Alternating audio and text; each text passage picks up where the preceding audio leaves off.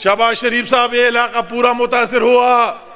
سردار یوسف صاحب موجود ہے, مرتضیٰ سے لے کر ہمارے بٹگرام کے نواب زادہ اور ہمارے کوہستان کے بھائیوں اور شانگلہ 2005 کی زلزلے میں تباہی مچی.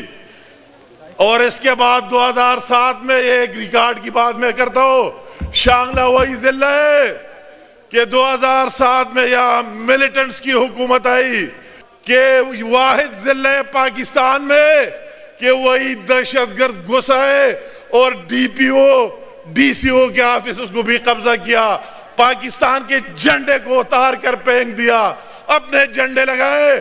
شہباز صاحب یہ وہی لوگ ہیں کہ افواج پاکستان اور سیکیورٹی ایجنسیز کے ساتھ مل کر اپنے خون کا نذرانہ دے کر دوبارہ پاکستان کا جھنڈا لگایا اور لہرایا اور پاکستان کے ساتھ رہے.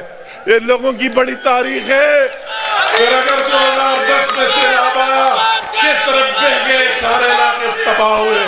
2015 میں زلزلے اور 2010 میں دوبارہ آپریشن ہوا اور یہ لوگ اپنے گھر بار چھوڑ کر اپنے ملک میں مہاجر اور آئی ڈی پیز بنے.